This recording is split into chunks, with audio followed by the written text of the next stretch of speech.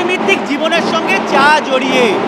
চা যে কোনো জায়গায় মানুষ পান করতে পারে, সেটা যুদ্ধক্ষেত্রেই হোক বা রাজনীতির টেবিলেই হোক না কেন বা পাড়ার আড্ডাতেই হোক না কেন। কিন্তু এই চায়ের ইতিহাস কজনই বা জানেন? চায়ের সঙ্গে জড়িয়ে রয়েছে একাধিক ইতিহাস, ঐতিহাসিক উপাখ্যান এই চায়ের সঙ্গে জড়িয়ে।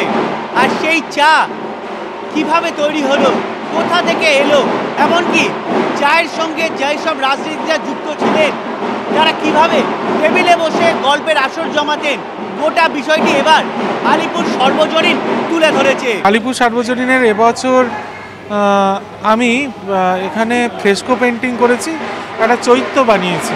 আমাদের সবার দিনটা যা দিয়ে শুরু হয় চা, সেই চাই এবছরের এখানকার থিম। আশা করি সবার ভালো লাগবে এবং নিজেকে রিলেট করতে পারবে দর্শনার্থীরা মণ্ডপের সাথে। এখানে চায়ের নানান খুঁটিনাটি রয়েছে, চা কত রকমের হয়, কিভাবে চা ছড়িয়ে পড়লো গোটা পৃথিবীতে। আপনি কি জানেন চায়ের বোমাও হয়েছিল, বোমায় করে চা ফেলা হয়েছিল যুদ্ধের সময়?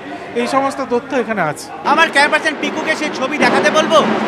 গোটা চা শিল্প, চায়ের উৎপত্তি, চায়ের সঙ্গে যে রাজনীতিরা জড়িয়ে ছিলেন, কারা কারা চা খেতে ভালোবাসতেন, প্রতিটি বিষয় এভাবে ফ্রেস্কো পেন্টিংয়ের মাধ্যমে স্থান পেয়েছে আলিপুর সর্বজনীনে।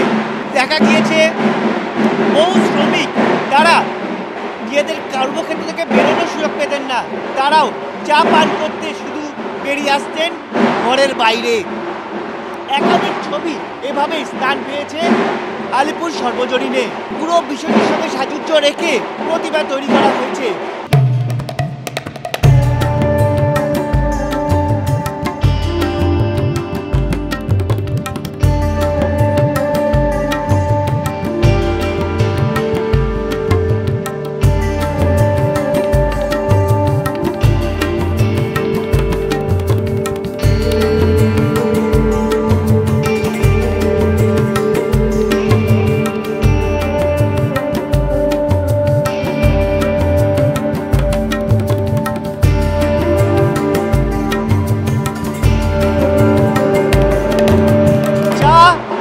মানুষের নিত্য নৈমিত্তিক জীবনের সঙ্গে জড়িয়ে সেই চাই এবার মানুষের কাছে পৌঁছে দেবে।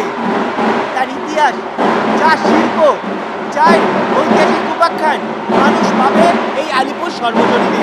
ক্যামেরা পিকু দাসের সঙ্গে সাহিত্য ভট্টাচার্য, টিভি9 বাংলা, কলকাতা।